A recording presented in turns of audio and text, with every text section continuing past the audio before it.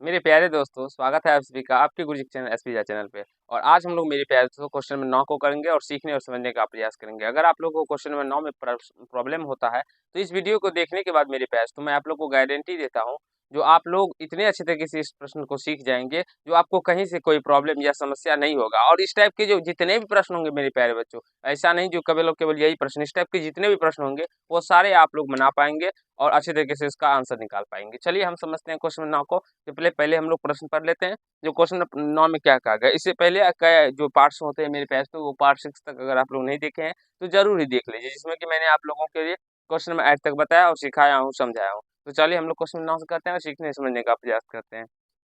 तो क्वेश्चन में 9 में कहा गया है, बिंदुएं ए -2,2 और बी 2,8 को जोड़ने वाले रेखाखंड ए बी को 4 बराबर भागों में विभाजित करने वाले बिंदुओं के निर्देशांक ज्ञात कीजिए। चलिए मेरे प्यारे बच्चों, क्वेश्चन तो आप लोग पढ़ रहे होंगे, आशा है।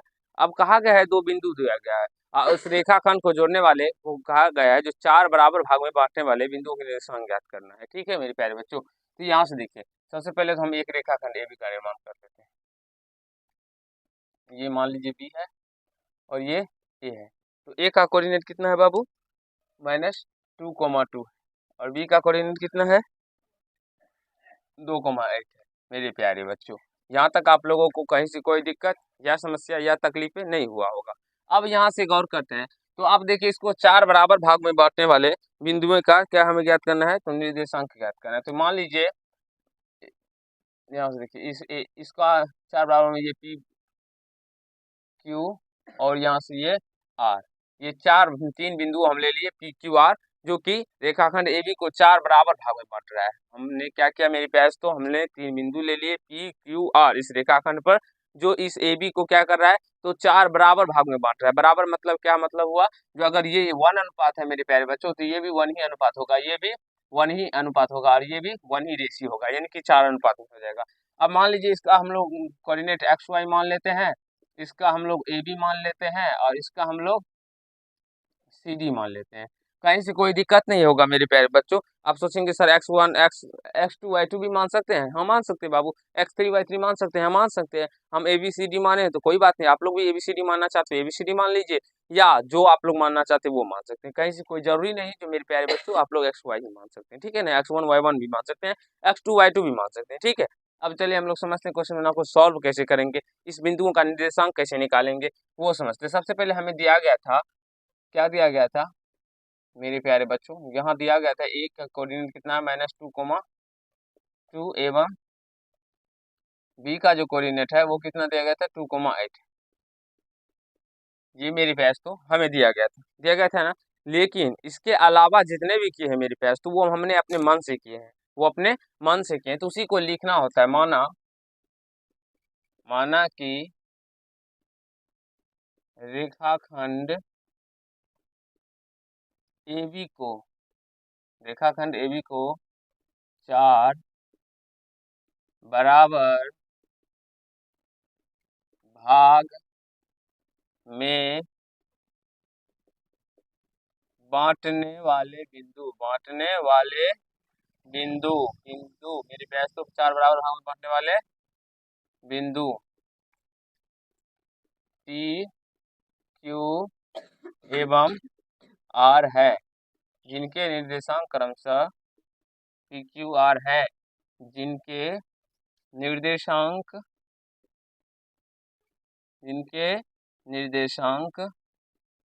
क्रमशः क्या है मेरे प्यारे बच्चों, तो P का एक्स वाई है, कोमा Q का A कोमा B है, एवं R का क्या है मेरे प्यारे बच्चों, C कोमा D है।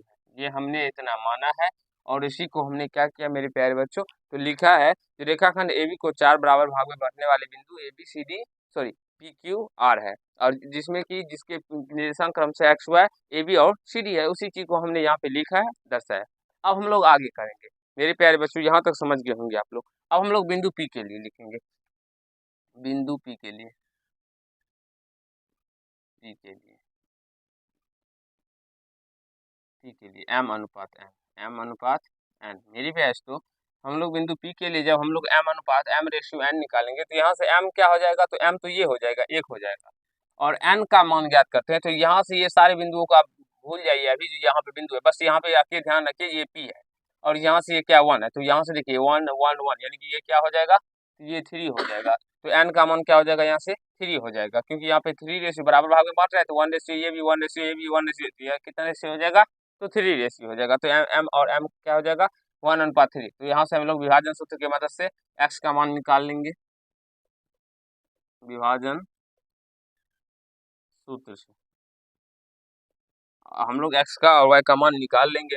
तो यहाँ से लिखेंगे x बराबर, तो x बराबर क्या हो जाएगा mx2, m का मान कितना है, m का मान 1, x2 कितना है, हम डायरेक्टली बनाते हैं x1 y1 x2 y2, x2 है 2 प्लस n x1, n का मान है 3, x1 कितना है तो -2, डायरेक्टली हम सोल्व कर रहे मेरे पास। और इनटू क्या नीचे में क्या हो जाएगा m प्लस n, तो m प्लस n क्या हो जाएगा 1 + 3 हो जाएगा। तो जब इसको आप लोग आगे सॉल्व कीजिएगा तो यहाँ से कितना निकल के आ जाएगा, ये आ जाएगा 2 और प्लस माइनस माइनस 6 बटे 4 आ जाएगा। तो ये इसको हल करने पे ये क्या आ जाएगा -4/4 आ जाएगा, ये कट के क्या निकल के आ जाएगा 1, यानी कि -1 निकल के आ जाएगा। क्या निकल के आएगा बाबू -1 x का मान, y का मान जब निकालिएगा तो y का मान क्या निकल के आ जाएगा my2, देखिए my2, तो m का मान है 1 और y2 कितना है 8 प्लस ny1, n का मान है 3, y1 का मान कितना है 2 बटे m प्लस n, तो 1 + 3। तो जब इसको सॉल्व कीजिएगा तो 8 + 6/4 आ जाएगा, यानी कि 14/4। तो 2 से 2 दूना 4, 2 सते 14, यानी कि 7/2। इसीलिए बिंदु P का जो निर्देशांक हो जाएगा वो -1, 7/2 हो जाएगा। ठीक है मेरे पास, तो ये बिंदु P का कोऑर्डिनेट हमें निकल गया। अब हम बिंदु P का निकाल लिए हैं, अब हम लोग किसका निकालेंगे, तो Q का निकालेंगे। बिंदु Q के लिए मेरी प्यारे बच्चों हम लोग बिंदु Q के लिए अब निकालेंगे, ठीक है चलिए निकालते हैं। तो जब बिंदु Q के लिए हम लोग m अनुपात n निकालते हैं, m रेशियो n निकालेंगे तो कितना निकलेगा Q के लिए, यहाँ से देखिए तो यहाँ भी 2 रेशियो, इधर आप इसको छोड़ दीजिए, इसको भूल जाइए। तो ये क्या कर रहा है, तो इधर भी 2 रेशियो है, इधर भी 2, यानी कि 1 1 2 हो जाएगा, यहाँ भी तो यानी कि 2:2 हो जाएगा। तो यानी कि बराबर भाग में Q जो है इसको क्या कर रहा है, तो बराबर भाग में बांट रहा है। तो चाहे तो आप लोग यहाँ से मिड पॉइंट का भी फॉर्मूला लगा के बना सकते हैं, लेकिन हम लोग यहाँ पे विभाजन सूत्र की मदद से सॉल्व कर रहे हैं, तो विभाजन सूत्र की मदद से सॉल्व करते हैं, ठीक है विभाजन सूत्र से। तो x बराबर क्या हो जाएगा mx2, m क्या है 2, x2 कितना है 2 प्लस nx1, n है 2 और x1 कितना है x1 है -2 अब बटे m प्लस n, यानी कि 2 + 2। तो जब इसको सॉल्व कीजिएगा तो 2 दूना 4 और -4 बटे 4, क्योंकि 2 दूना 4 प्लस और माइनस माइनस हो जाएगा, तो 4 में से 4 जाएगा 0 बटे 4 बराबर 0। y का मान क्या हो जाएगा my2, m का मान है 2, y2 कितना है यहाँ से 8 प्लस ny1, n का मान है 2, y1 का मान है 2 बटे m प्लस n, यानी कि 2 + 2। तो यहाँ से 8 दूना 16 प्लस 2 दूना 4 बटे 4 हो जाएगा, और यहाँ से 16 4 20 बटे 4, तो 4 पंचे 20, यानी कि y का मान क्या निकल के आ गया, तो 5 निकल के आ गया। अब बता बिंदु हम लोग Q का निर्देशांक जो हो जाएगा वो क्या हो जाएगा 0,5 हो जाएगा। इस प्रकार से आप लोग मेरे प्यारे दोस्तों भी निकाल सकते हैं। अब हम लोग बिंदु Q भी निकाल लिए, अब बिंदु R निकालेंगे।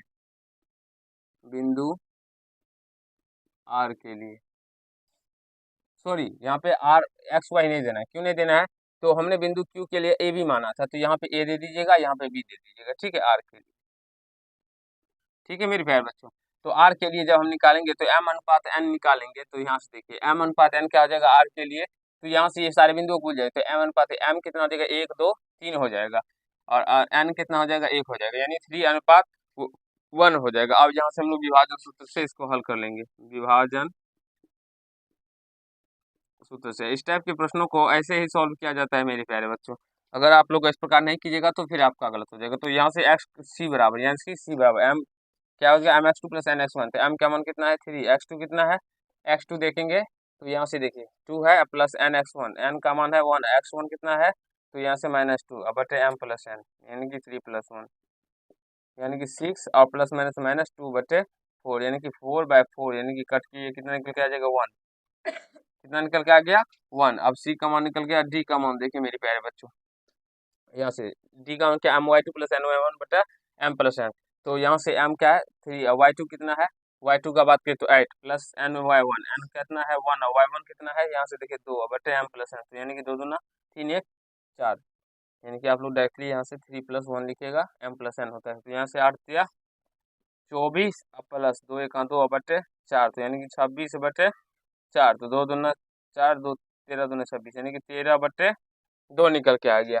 अतः बिंदु आर के इसीलिए बिंदु आर का जो निर्देशांक होगा मेरे पास तो वो 1, 13 यानी कि 1, 13/2 आएगा। यहाँ से आप लोग को समझ में आ गया होगा, 300 आंसर आ गया। कहीं से कोई समस्या या तकलीफ नहीं हुआ होगा मेरे प्यारे दोस्तों। और अगर आप लोग के एग्जाम में इस तरह के प्रश्न पूछे जाते हैं तो इसी तरह आप लोग को भी सॉल्व करना है, तभी आपके जितने नंबर होंगे उतना नंबर आप लोग को भी मिलेगा। चलिए आज के पाठ में इतना ही करते हैं। अगर आप लोग को ये पाठ समझ में आ गया होगा, कैसा लगा ये कमेंट कीजिएगा, और अगर आप लोग को अच्छा लगा तो वीडियो को लाइक कर दीजिएगा। और यदि चैनल पर नहीं होंगे तो मेरे पास तो चैनल को सब्सक्राइब कर लीजिएगा, जिससे कि मेरी हर एक वीडियो का नोटिफिकेशन आप तक पहुँचता है। धन्यवाद। आज के पाठ में इतना ही करते हैं।